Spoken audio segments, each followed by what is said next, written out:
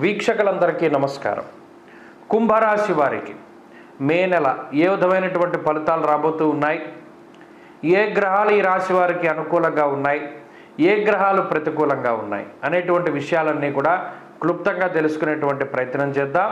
ప్రత్యేకించి ఏదైనా గ్రహస్థితి ప్రతికూలంగా ఉంటే వాటిని అనుకూలంగా మార్చుకోవడానికి, ఆ గ్రహాల తాలూకు ఫలితాలని, ఆ ప్రతికూలతను తగ్గించుకోవడానికి ఏ రకమైనటువంటి పరిహారాలను మనం పాటించాలి అనేటువంటి విషయాన్ని కూడా ఈ వీడియో ద్వారా తెలుసుకుందాం. కుంభరాశి వారు ఈ మాసంలో, ఈ కుంభరాశి వారికి ఇది చాలా అత్యద్భుతమైనటువంటి మాసం. ఎందుకంటే జన్మకుజుని యొక్క దోషం తొలగిపోయినది.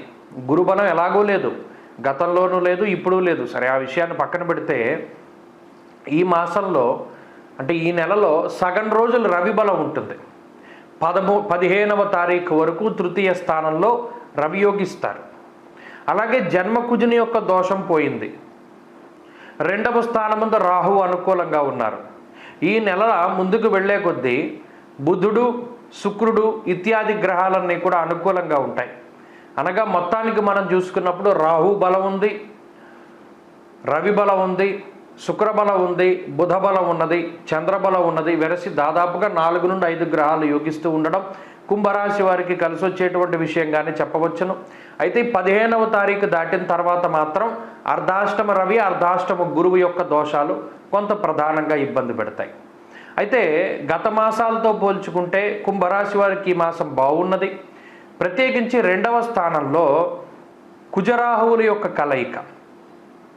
సౌభాగ్య భాగ్యం ఆరోగ్యం అర్ధలాభం యశస్కరం అన్నది శాస్త్రం. అనగా కుజుడు రాహుతో కలిసి 2వ స్థానంలో ఉండడం దోషం ఏం కాదు, ఇంకా జన్మకుజుడు దోషం. దీనివల్ల ఏదైనా చిన్న చిన్న శస్త్రచికిత్సలు జరిగినా, చిన్న గాయాలైనా, లేకపోతే ఏమన్నా పదునైనటువంటి వస్తువులు లేదా కలుషితమైన ఆహారము, కలుషితమైన నీరు, వీటి ద్వారా, అలాగే బ్లడ్కి సంబంధించి అనగా బీపీలు ఇటువంటివి ఏమైనా ఇబ్బంది పెట్టినా అవన్నీ త్వరితగతిన వాటి నుండి బయటపడడానికి, వెంటనే రికవరీ అవ్వడానికి ఈ గ్రహస్థితి చాలా గొప్పగా ఉపయోగపడుతుంది. ప్రత్యేకించి జన్మకుజుని యొక్క దోషం తొలగిపోయిన తర్వాత కోపం తగ్గిపోతుంది. అలాగే భూ సంబంధమైనటువంటి లావాదేవీలు ముందుకు వెళుతూ ఉంటాయి. అనగా రియల్ ఎస్టేటు, ఏదైనా ఇల్లు కొనడం, స్థలం కొనడం, పొలం కొనడం, ఇటువంటివన్నీ కూడా కొంత ముందుకు సాగుతూ ఉంటాయి.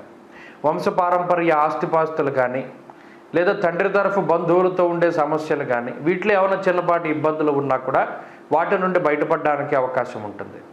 అంతేకాక ఇటు చతుర్థ స్థానం చాలా బలంగానూ ఉంది, బలహీనంగానూ ఉంది. దీనివల్ల ఏమవుతుంది, ఉద్యోగంలో ఒడిదుడుకులు, చదువుకునేటువంటి వారికి ఒడిదుడుకులు ఇటువంటివే ఉంటాయి. ఉద్యోగంలో ఒత్తిడి కొంత ఎక్కువగా ఉంటుంది. అయినప్పటికీ ఈ రాశి వారు ప్రత్యేకించి ఉద్యోగ మార్పు కోసం ఏమైనా ప్రయత్నం చేస్తూ ఉంటాయి. ఆ ఉద్యోగ మార్పుకి అవకాశం ఉంటుంది.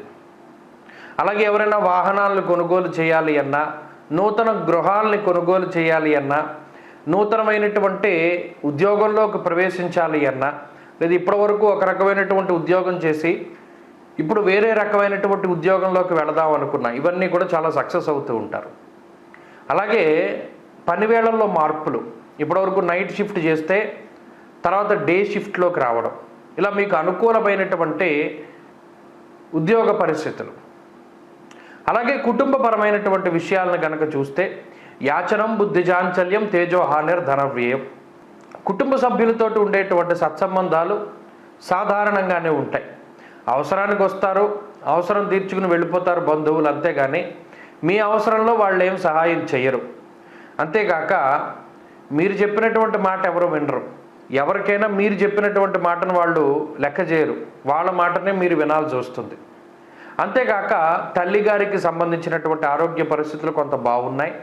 ప్రత్యేకించి ఈ తృతీయంలో రవి ఉండడం 15 రోజుల పాటు, ఈ మాసం ప్రారంభమైనటువంటి 15 రోజుల పాటు రవిగ్రహం తృతీయంలో ఉండడం వల్ల ఆర్థికంగా ఇబ్బంది ఉండదు, ఆరోగ్య సమస్యలు ఏమీ ఉండవు, చిన్నపాటి మాట పట్టింపులు ఉంటాయి, ఉద్యోగంలో ఒత్తిడి ఉంటుంది. ఈ మాసంలో ఇవే కనబడుతూ ఉంటాయి. కుంభరాశి వారికి ప్రధానంగా చూసుకోండి, ఏదైనా ఒక అనుకోని ఫంక్షన్ వచ్చినా, అనుకోని ఖర్చు వచ్చినా కూడా సమయానుకూలంగా మీ చేతికి డబ్బు అందుతూ ఉంటుంది.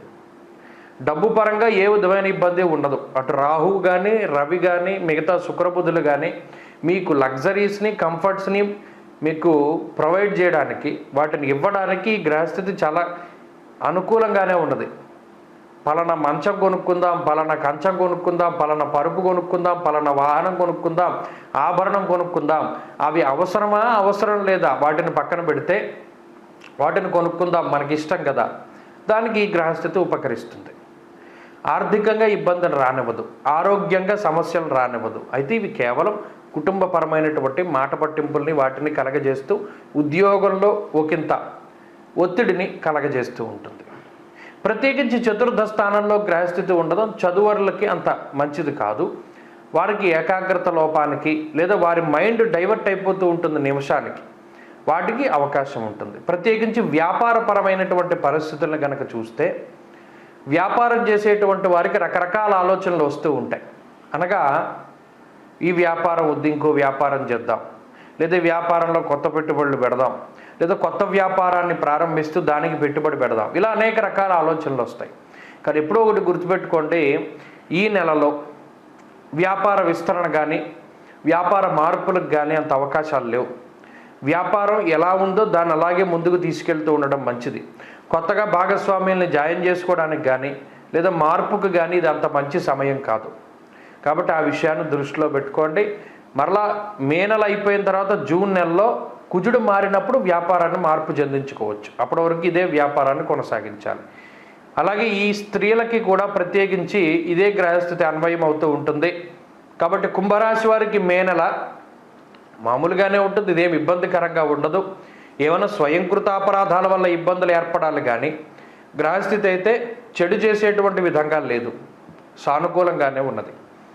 మరి ఈ మాసంలో మరింత అనుకూలమైనటువంటి ఫలితాలను సాధించడానికై అటు అర్ధాష్టమ గురుని యొక్క దోషం దాన్ని తగ్గించుకోవడానికై సిద్ధమంగళ స్తోత్రాన్ని ప్రతినిత్యం పారాయణ చేస్తూ ఉండాలి. శ్రీ గురు చరిత్రను కానీ శ్రీపాద శ్రీవల్లభ చరితామృతాన్ని కానీ పారాయణ చేస్తూ ఉండడం, అలాగే గురువారం నాడు శనగలు దానం చేయడం, గురువారం నాడు ప్రత్యేకించి దక్షిణామూర్తి యొక్క ఆలయానికి కానీ శివాలయానికి కానీ వెళ్ళి దీపారాధన చేస్తూ ఉండడం ఇత్యాది కార్యక్రమాలు చేయడం ద్వారా కూడా మంచి సత్ఫలితాలని ఈ రాశి వారు పొందవచ్చును.